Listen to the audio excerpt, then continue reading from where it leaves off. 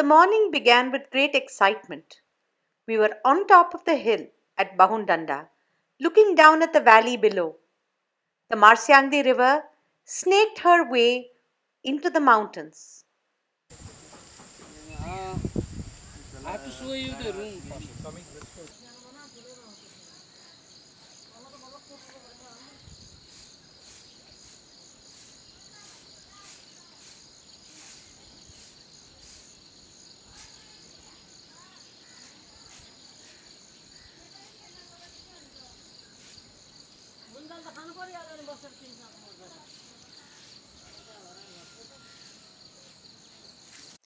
Conversations from the village were amplified up the mountain.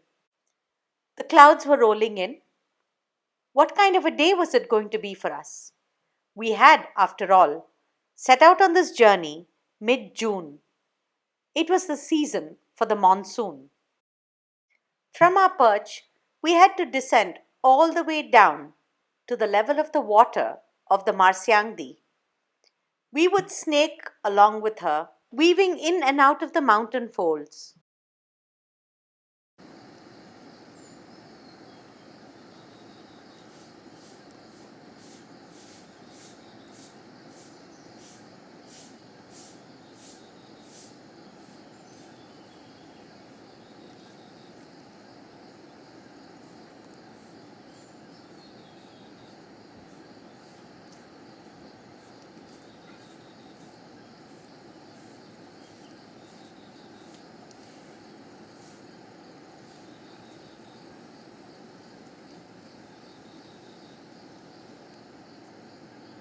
In the far distance, we could see the snow capped mountains, but we knew that higher, bigger peaks towered way beyond these.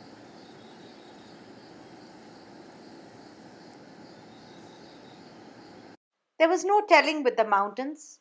Sunshine in one spot, clouds in another. What was our day going to be like? Whatever it was, we were planning to enjoy it every step of the way. Every turn brought with it a new vista, a different landscape, a sight we had never seen before. The descent started gradually but became very steep rapidly. Just before the knee testing descent, we found a perfect spot for a bunch of photographs. This tree stood majestically at the very top, looking over the fabulous Marsyangdi River. While we negotiated the twists and turns carefully, for locals, it was just another day. They wore rubber chappals and walked up and down with absolute ease. Little farmsteads with stores of hay overlooked the newly planted fields.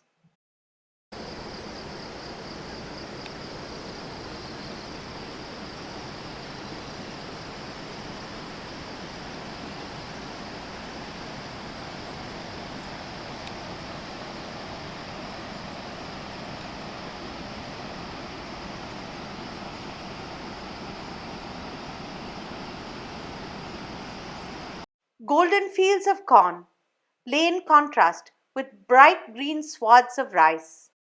Still quite a way to descend. Looking up, we could see we had come quite far. We still had a ways to go to descend. The trail would be a long one today, 19.9 kilometers on foot, marked with spots that had landslides. We reached our first bridge crossing. As always, it was exciting. I made friends with a local Nepali lady. She wanted a picture with the both of us, and we took one. She was pleased. It was so lovely to interact with the local people. They were warm and friendly and giving. Chickens were busy scratching the ground at one village, the ground that was rich with minerals and sustained so much growth. It was astounding to see so much moisture and water everywhere.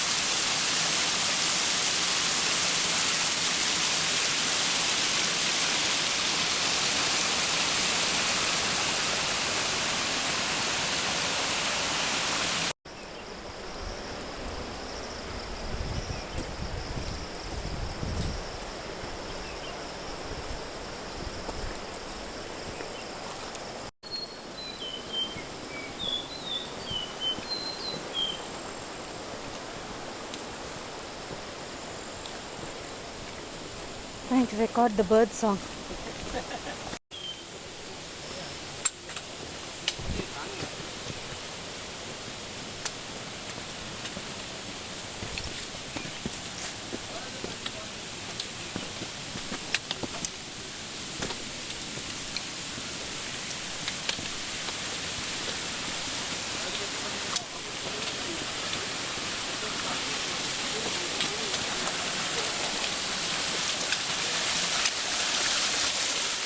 The gushing waters were a delight to see every time. Herders were bringing their cattle down. It was some sort of a native breed.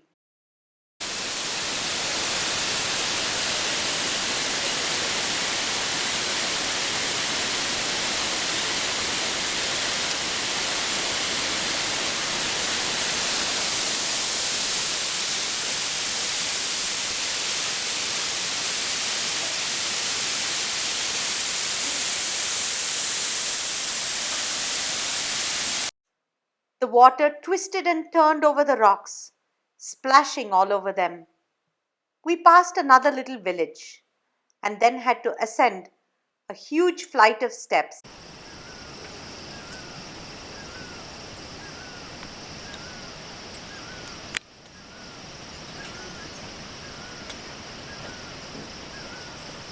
Oh, Mom wants all of us together.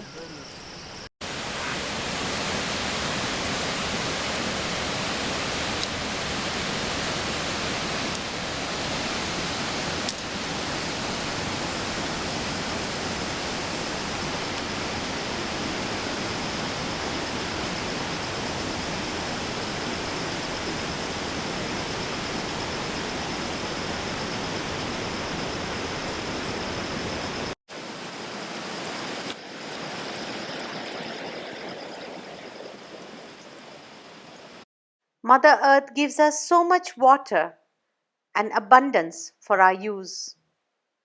We don't know how to appreciate her bounty. At the entrance of many villages, there is this little arch with flags. We stand under it for photographs. These are rare occasions when all of us actually come together, pause, and have a minute before each one sets out and finds their own rhythm and pace. Usually, the path is a lonely one. You walk silently by yourself with only your thoughts for company. In some ways, this is a blessing. An elderly couple were heading from their village to a field below. The lady had this unusual thing strapped to her head. This beautiful raffia piece turned out to be an all weather tent umbrella. My curiosity delighted her, and she demonstrated how it was used. This terrain map shows the descent from Bahundanda, the walk along the river, and then the uphill climb to Chamje. Chamje is much higher than Bahundanda itself. One had to go all the way down to the level of the river and then slowly climb all the way up along flights of stairs like this or rocky paths. Once up there, it was always a time to rest. It was moments like this that our group actually had a chance to come together. We watched the children of the village play. They were so innocent and happy. We watched the mountains, caught our breath, and walked through the single lane of the village. Doors were closed and for good reason. The villagers were out in their fields, toiling under the sun, planting their crop.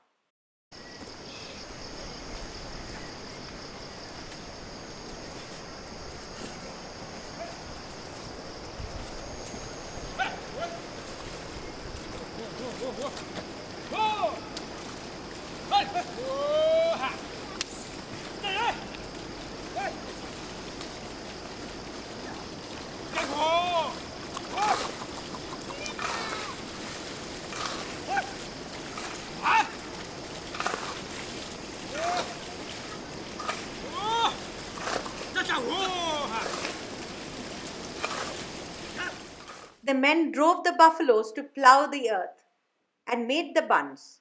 The women tended the sprouts and planted them in the fields.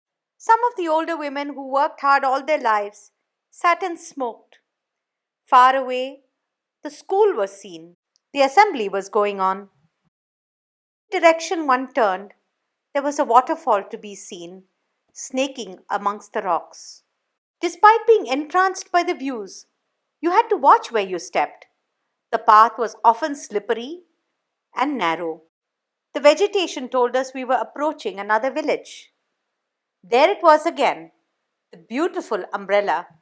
We got closer to the waterfall.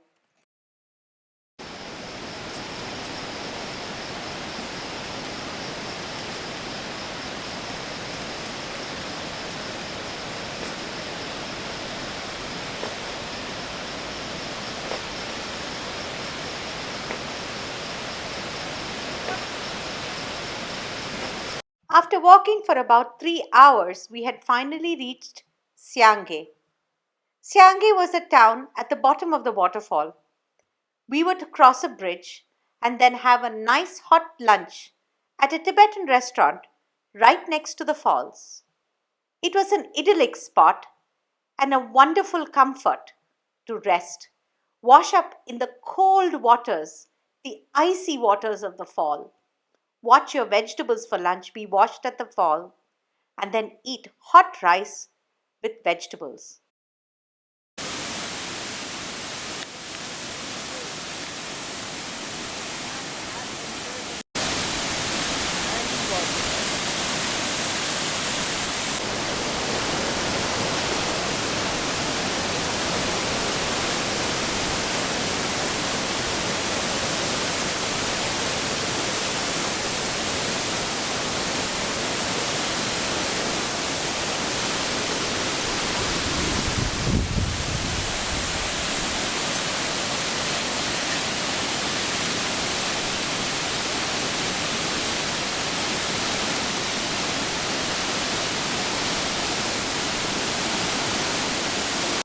The menu was the same at all the restaurants along the way.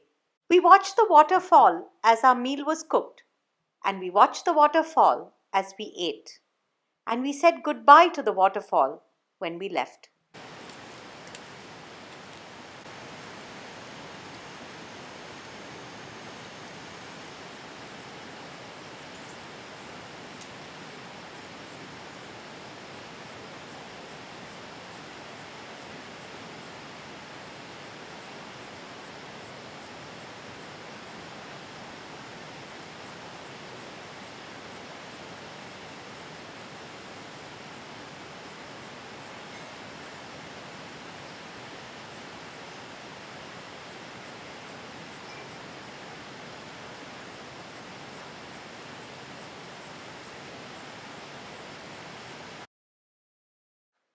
A lone individual walked with his umbrella down the stony path.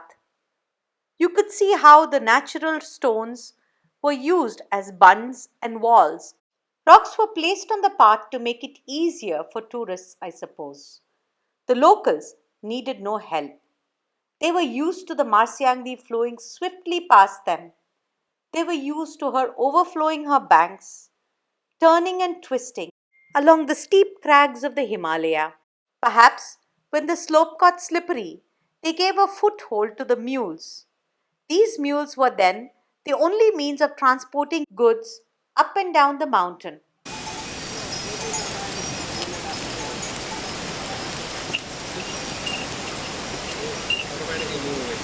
These narrow paths were being bulldozed, embankments of stone were being built for the new road that would snake its way up, all the way to the top where the pass was. Walking along the road was hot and torturous. It seemed never ending, and we were praying for a break. That prayer was answered by a little tea shop. Exhausted, we sat to be refreshed by the view. You can make it effectively or like a 9/11, right? So that is the factor. In addition, you can simulate real world too. This was the Marco Polo restaurant, a true oasis in the stony road wasteland.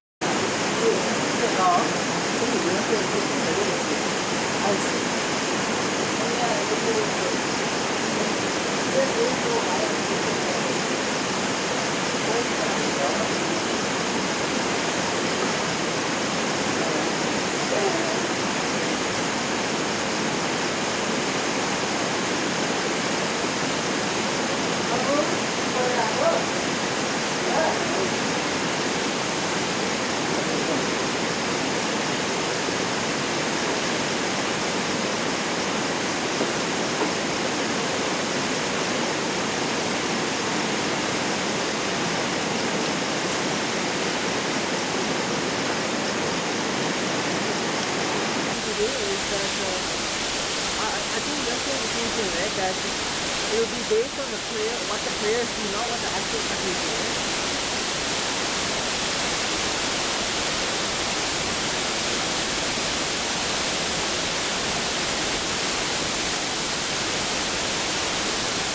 What a spectacular waterfall!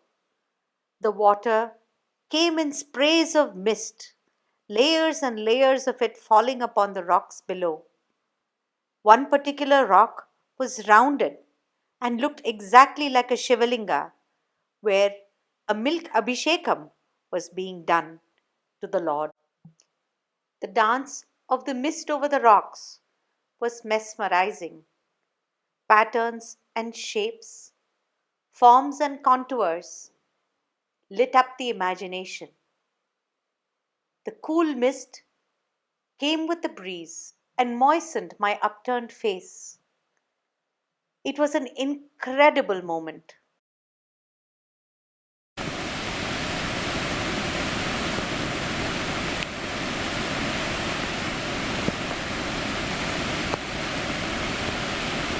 Sadly, we couldn't sit here forever. Our path was a long one, and we had to leave this verdant, wonderful view for a rocky, harsh road ahead. We got up reluctantly and went on our way. The Marsyangdi was never far away. She wound her way happily, skipping over rocks as we pumped our knees to make our way forward. With the lush landscape came its creatures. Leeches, we found, were in abundance here. Slowly, we struggled to make the last ascent to Chamje. It seemed an impossibility, and it started drizzling, forcing us to wear our rain parkas. We had brought bicycle parkas, which were light, convenient, and easily opened. They were a blessing because they covered us along with our packs. We managed to get to the top dry. We were now ascending to 4,610 feet. While this is really nothing in terms of elevation, it was still an ascent and required a lot of effort on our part, especially on a day where the kilometers seemed to be unending. Finally, we were at our lodge, a tiny place overlooking yet another beautiful waterfall. This was the Rainbow Waterfall Hotel in Chamje.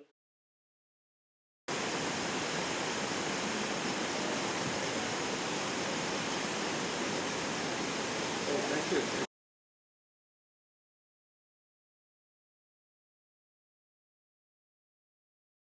Thanks for watching this What is India production. Give us a like, subscribe, and hit the bell for notifications.